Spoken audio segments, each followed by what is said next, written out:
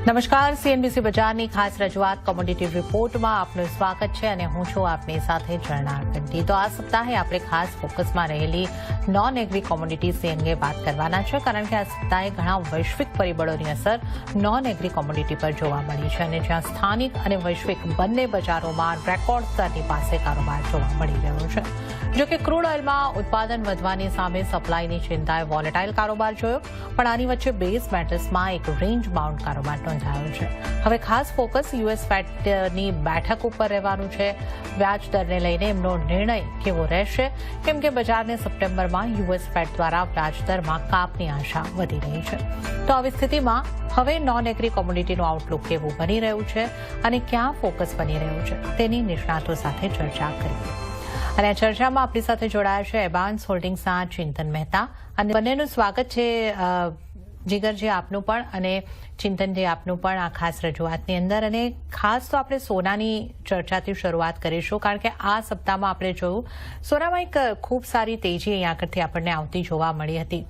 સોના ચાંદી બંનેની અંદર સારી તેજી હતી, પણ આપણે સોનાથી અહીં આગળથી શરૂઆત કરીએ કે વૈશ્વિક બજારોમાં કિંમતો 3,580 નવા ઓલ ટાઈમ હાઈ ઉપર પહોંચી। સ્થાનિક બજારમાં પણ આપણે રેકોર્ડ સ્તર પર કારોબાર જોયો છે।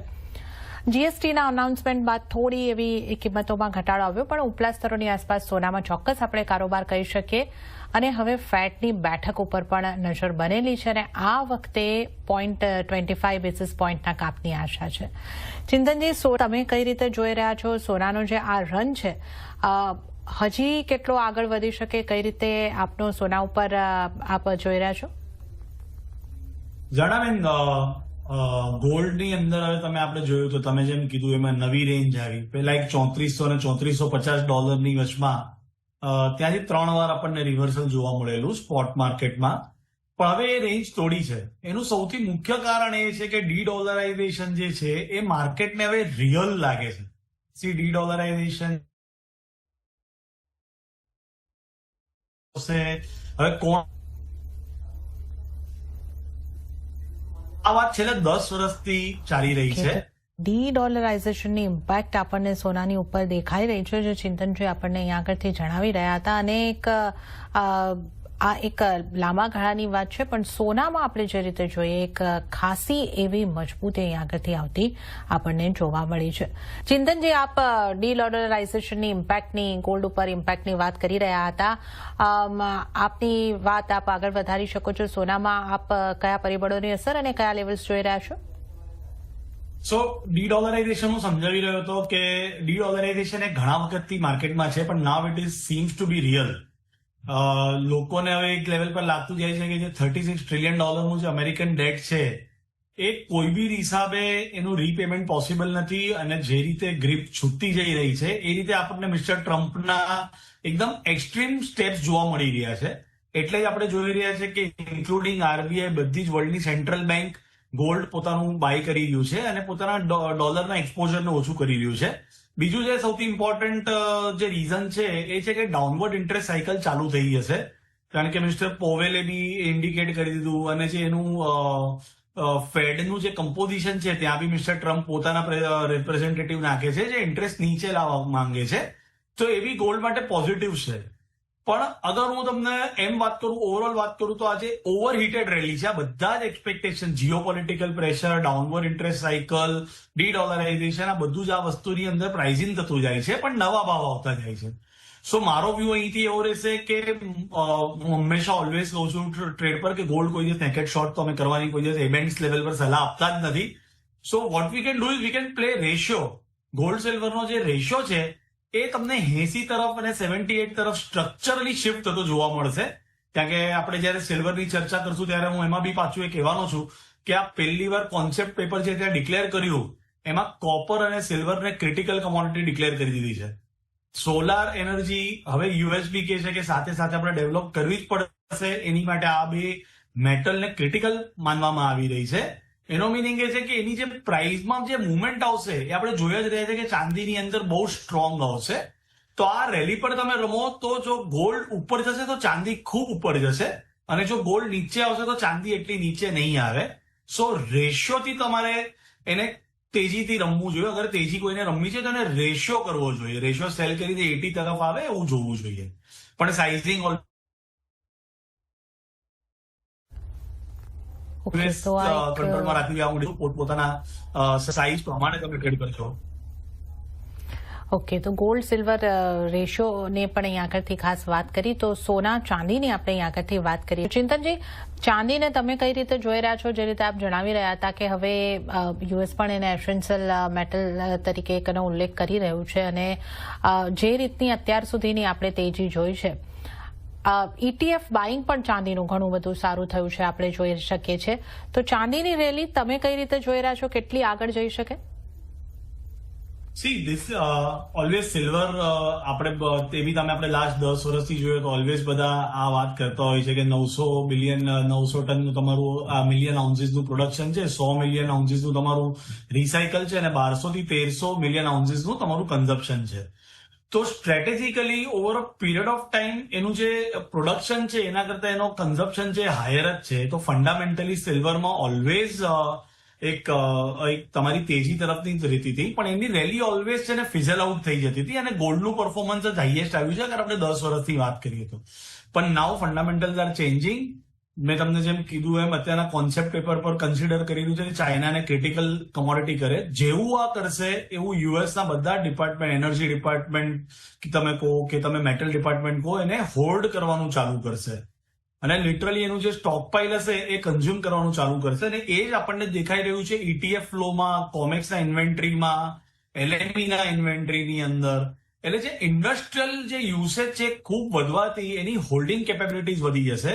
તો આ વખતે આની રેલી ખૂબ જ સારી દેખાઈ શકે છે અને એનું જે OI છે ઇન કમ્પેર ઓફ ગોલ્ડ બહુ નાનું છે, એટલે ખૂબ ઓછા પૈસા લાગે છે. આનો જે એક આપણે જે સ્પેક્યુલેટિવ ઓપન ઇન્ટરેસ્ટ આપણે જે વધારે આપણે જોઈએ એમાં બહુ ઓછા પૈસા લાગે છે.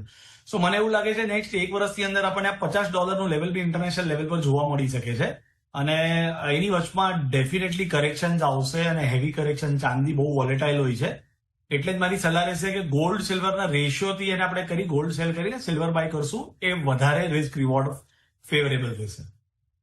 ઓકે, તો અહીંયા આગળથી ગોલ્ડ સિલ્વર રેશિયોની સ્ટ્રેટેજી અપનાવો. ગોલ્ડને સેલ કરીને સિલ્વરને બાય કરીને તમે ચાલી શકો છો.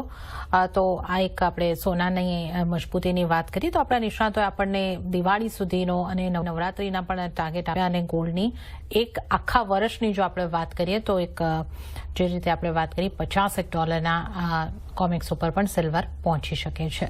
ચિંતનજી, મેટલ્સ માટે તમારો વ્યૂ કઈ રીતનો બની રહ્યો છે? હવે અહીંયા આગળ મેટલ્સમાં કઈ રીતનો કારોબાર આપણે જોઈ શકીએ? જાણાબેન, કોપર એ બાય ઓન ડિપ્સની સ્ટ્રેટેજી આપણે ઘણા વખતથી વાત કરી જ રહ્યા છે અને આપણને 880 પર બી મેં કીધેલું કે 890 માં બી બાય કરી શકે, 900 અને 910, 920 આવી જ શકે છે. Once again just like silver, જે કોન્સેપ્ટ પેપર ઇસ્યુ કર્યું છે એમાં કોપરને બી ક્રિટિકલ મેટલ ડિક્લેર કર્યું છે યુએસ ની અંદર. યસ, ચાઇનાનું ઇન્ડસ્ટ્રીયલ પ્રોડક્શન, મેન્યુફેક્ચરિંગ, રિટેલ બધું જ ખરાબ આવે છે. સ્ક્રેપ માટે બી પોલ્યુશન કંટ્રોલ માટે લોકોએ કીધું છે. યુએસમાં બી એના પર ટેરિફ નાખ્યું છે. તો જે સ્ક્રેપ અને વર્જિનનો જે ભાવ છે એની વસ્તુનો સ્પ્રેડ ખૂબ જ વધી રહ્યો છે. V8 A-banks always trade physical across the globe છે, એ બી હું તમને કહી શકું. ચાઇનાનું પ્રીમિયમ બી ઓછું છે, MJP બી ઓછું છે.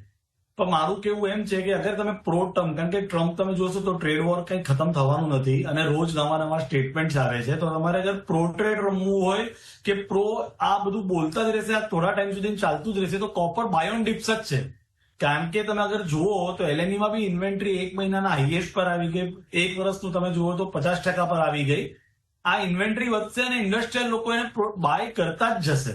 એટલે આપણને ઓલવેઝ બાય ઓન ડિપ્સની સ્ટ્રેટેજી બેઝ મેટલની અંદર અપનાવવી જોઈએ અને સ્પેશિયલી ઇન કોપર.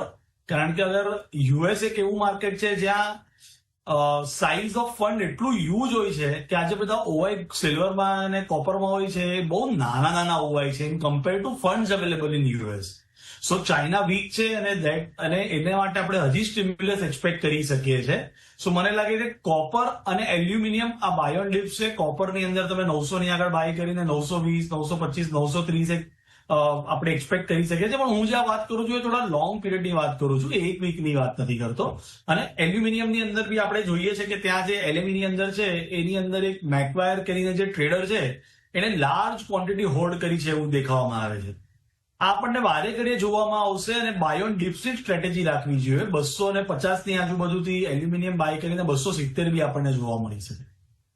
ઓકે, તો એલ્યુમિનિયમને પણ બાયોન ડિપ્સન સ્ટ્રેટેજી અહીં આગળથી રાખીને ચાલવાની સલાહ બની રહી છે. કોપર માટે પણ તમે ખરીદી તરફ રહી શકો છો અને લાંબા ગાળા માટે આ મેટલ્સ, આ બંને મેટલ્સની અંદર તમને એક સારી મજબૂતી આવતી જોવા મળી શકે છે. તો આ આપણે અહીં આગળથી દેખાઈ રહી છે. ચિંતનજી, તમે કઈ રીતે ક્રૂડને જોઈ રહ્યા છો? એકાદ મહિનાની જો આપણે અહીં આગળથી વાત કરીએ ઓગસ્ટમાં, તો લગભગ 2.5% આસપાસ ક્રૂડમાં ઘટાડો આવતો આપણને જોવા મળ્યો છે.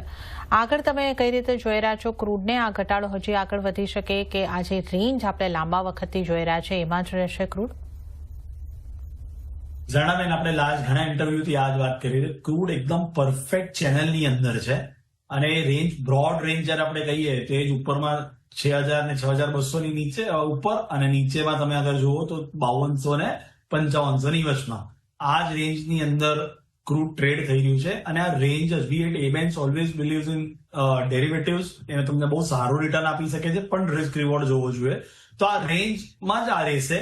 હવે તમે ઓપેકની વાત કરો તો ઓપેક કે એપ્રિલ ટુ સપ્ટેમ્બરમાં બી કીધેલું કે એનું પ્રોડક્શન એ વધારશે, પણ એ વધારી નથી શક્યું. એ લોકોની કેપેસિટીની લિમિટેશન છે.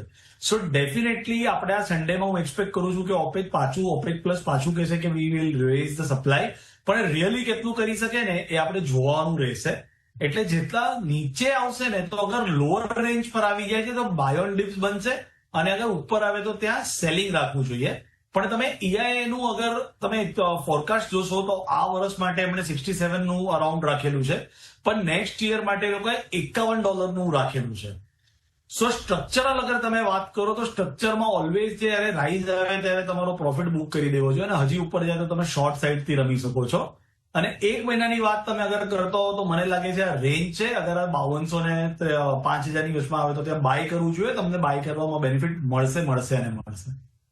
ઓકે, તો રેન્જને પ્લે કરવાની રહેશે. એકાદ મહિનાનો આઉટલુક હોય તો 5200 ની નજીક જો મળે છે તો બાય, અને ઉપરની તરફ જે સ્થળોની આપણે વાત કરી ત્યાંથી સેલ કરીને ચાલવું પડી શકે છે. તો આ ક્રૂડની એક રેન્જની પણ આપણે વાત કરી અને ઓવરઓલ અત્યારે આપણે જે રીતે જોઈ રહ્યા છે ક્રૂડમાં. આઈ એમ સોરી, કઈ કોમોડિટીનું નામ આપ ફરીથી કહેશો? સિલ્વર 1,35,000 દિવાળી સુધીમાં.